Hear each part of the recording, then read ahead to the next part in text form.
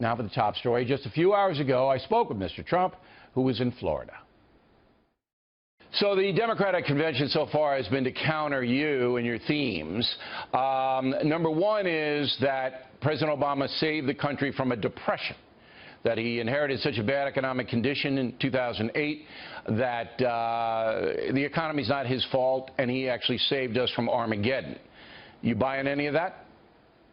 No, because it was going to work out, Bill. It always works out. We always have bad periods, and that was a bad period, but we've had many of them, and frankly, it works out. And they could have done things a lot differently, and our recovery has been a very weak recovery. You look at the recovery, it's the weakest recovery in history. It's the weakest recovery on record.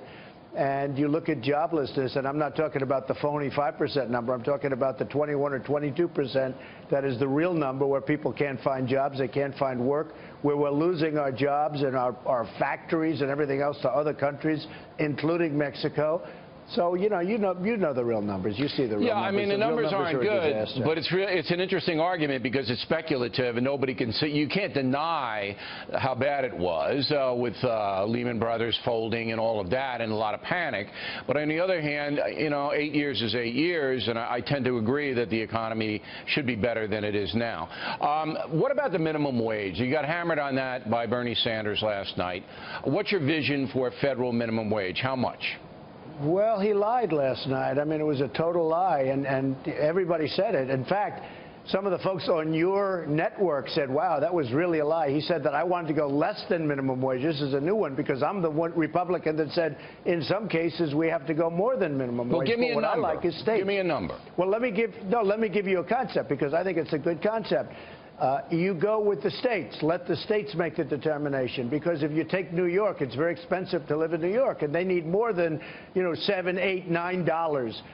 So you go with the states. But the states have the authority now to do that. But there has to be a federal minimum wage. They do. What would you set the federal minimum wage at? It doesn't have to be. Well, I would leave it and raise it somewhat. You need to help people. And I know it's not very Republican to say. Well, give me $10 people. But 10? I would say 10. I would say 10, but with the understanding that somebody like me is going to bring back jobs. I don't want people to be in that $10 category for very long. But the thing is, Bill, let the states make the deal. Yeah, but they do have the right to do that now because you could have a state that raises it to 15.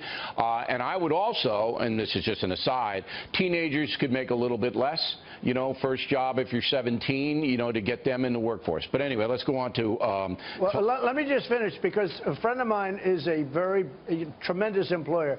And what he did is he said by raising it and by doing certain things, it took the incentive. He pays people an incentive basis. If they're really good, he gives them incentive. Nobody's ever heard of this before, but a lot of companies do it. Yeah, I know. And he said by raising it, they already get the incentive. No, I believe it should be raised. But when Bernie Sanders said that I want to go less than what the minimum wage, I mean, honestly, Bill, these people are lying so much. And every fact checker said Trump never said that. So what you got you on the record is $10 minimum wage federally, and states can do what they want. No, you have me on record as saying the states are going to raise it higher than that. Yeah, and they can if they want. Climate change. They said that you called climate change a hoax. Is that true? I want clean air and I want clean water. And if you look at what's going on in China and all of these other countries that talk, but they laugh behind our back at what we're doing, we want clean air, clean water. I've gotten many environmental awards. Believe me, I know what I'm talking about. But we have to have crystal clear water and crystal clean air. But did you ever call climate change a hoax? Well, I might have, because when I look at some of the things that are going on, in fact, if you look at Europe, where they had their big summit a couple of years ago, where people were sending out emails, scientists practically calling it a hoax, and they were laughing at it. So, yeah, I probably did. Do you believe that man-made fossil fuels and gases have eroded the environment so that the sun is more intense on Earth? Because that's the basic thing. Do you believe that's happening? Well, they're saying man-made, and I say it could have a minor impact, but nothing nothing to what they're talking about. Right. And what it's doing is putting us at a tremendous disadvantage as a country, because other countries are not adhering to the rules.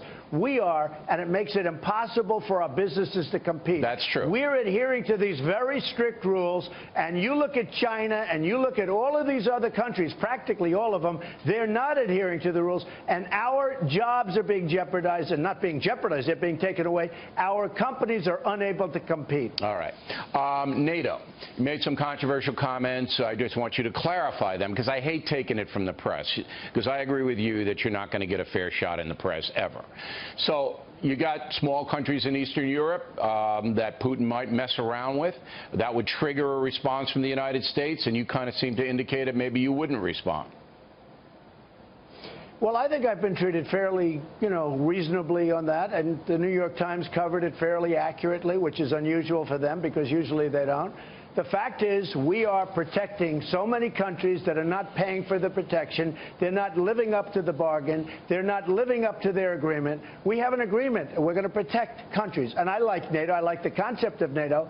But it's obsolete because we don't cover terrorism. And I've been saying that for a while. And now, all of a sudden, because I've been saying it, they have a division where they're going to start really covering terrorism. But I think that was because of me, not you. Well, wait a minute, Bill. Yeah, well, it was because of me. It wasn't because of you in this case, and you know that. And the other thing, and because it was obsolete. And now, all of a sudden, they have a division. They're going to start. No, wait a minute. When a country isn't paying us, and these are countries in some cases, in most cases, that have the ability to pay, and they're not paying because nobody's asking. We are funding 73% of the cost of NATO. So we're protecting all of these countries. They have an agreement to reimburse us and pay us, and they're not doing it. And if they're not going to do that, we have to seriously rethink at least those countries. It's very unfair. Right now, you have 5 countries that are paying their share. 5. Okay, I agree. Right. If they're not paying their share, then they get booted out of the alliance, and that's it. And you know what? Well, Bill, and you know what's been happening? People were saying, well, we have a treaty. Well, we do have a treaty. We have a treaty both ways. They're supposed to be paying. They're not paying. And the reason they're not paying because we're not asking for the money. And we are not in a... This isn't 40 years ago or 50 years ago where we can, do whatever we want to do. We owe $19 trillion. It's going to be $21 trillion very soon because of the horrible budget that was just made. We owe $19 trillion, and we're paying for all of these countries. They're not living up to their obligation, and then we're supposed to get into World War III. Now, let me just tell you, a lot of people, first they really didn't like what I was saying. Now, so many people are starting to agree with me. They're saying, you know what, something's right. I think they have to pay. And you watch. Hillary Clinton will now come out and say countries have to pay. And people are going to forget it, just like she did today, NAFTA. Just like today, she came out today with NAFTA. I've been saying we got to renegotiate with NAFTA or we have to get out because they're taking our jobs. Today, for the first time out of all these years that she's worked on this, and her husband signed it, it's one of the worst things ever signed from an economic development standpoint. She came out today and said, well, we're going to have to start thinking about renegotiating our deals. I've been saying this for a long time. She just came out. And you know why? Because what I've been saying makes sense to a lot of people. But there's another reason, too. That train pretty quickly. There's another reason. It's a SOP, S-O-P, to Bernie Sanders. And that brings me to my last question. Have you ever spoken to Bernie Sanders? You ever talked to him? No, I haven't. Never in your life talked to him? He's a tired man. He's exhausted. I think, frankly, in terms of his legacy, he's totally folded. He's not that much older than you, though. There's only maybe a 2 or 3 years. He's quite a bit older, but he wants to go home and he wants to go to bed. Honestly, for his legacy. How do you know if you've never spoken to him? How do you know he wants to go to bed? I think he's exhausted. Well, he's exhausted. You know what? For his legacy, he would have been better off playing it out. He's exhausted. He wants to go home and go to bed. But a lot of the Bernie Sanders people are going to come to me. You know why? Because I'm the best there is on trade. And I'm going to make new trade deals, and we're going to bring our jobs back to our country. All right. Well, we always appreciate you making time for us. You know how busy you are. We have your running mate, Mike Pence, on tomorrow, and that should be interesting. We'll get him to define his view of the world. All right, Mr. Trump, as always, thank you very much.